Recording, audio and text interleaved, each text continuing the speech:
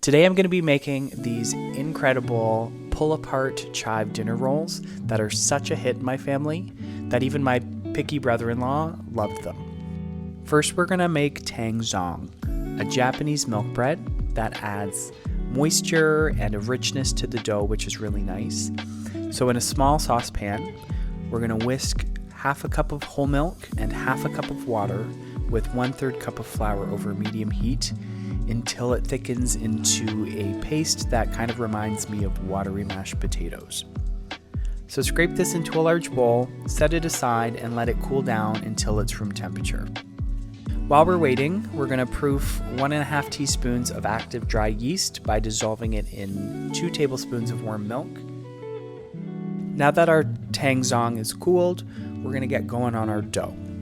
So we're going to add a cup of sour cream, 1/4 cup of sugar, 4 teaspoons of salt, 2 eggs, 4 tablespoons of butter, your yeast mixture, and our flour. These should also all be room temperature.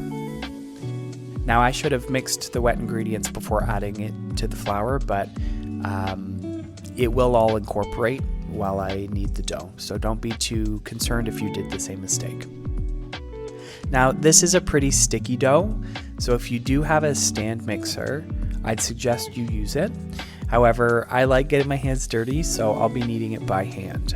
You'll need some extra flour by your side for your work surface, and a lot of patience. It starts off slow, but you'll eventually get a nice smooth dough. This took me about 12 minutes of kneading.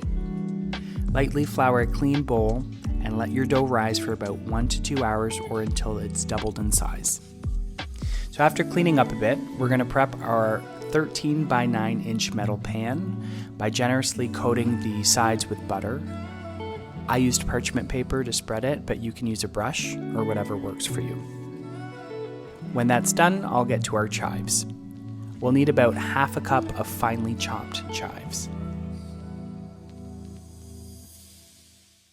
So by now, our dough should have doubled in size and should be nice and fluffy to the touch.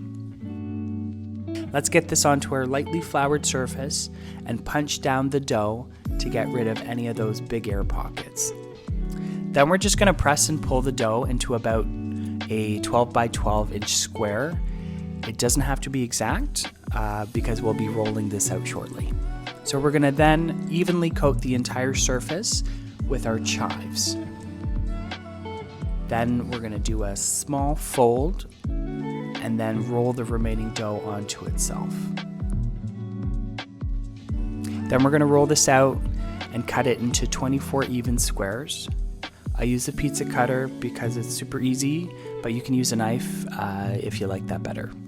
Next, we're going to shape the dough into small balls by pinching the corners and sides together so it kind of looks like a dumpling or like a clove of garlic.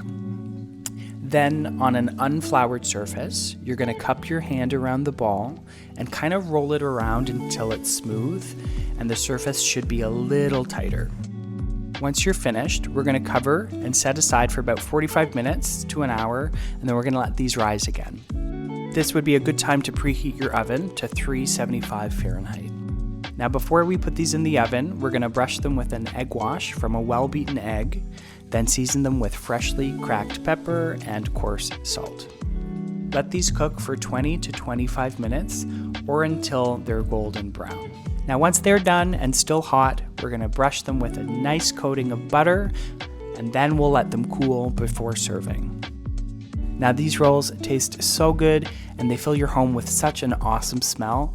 I really hope you try them. Anyways, thank you so much for watching.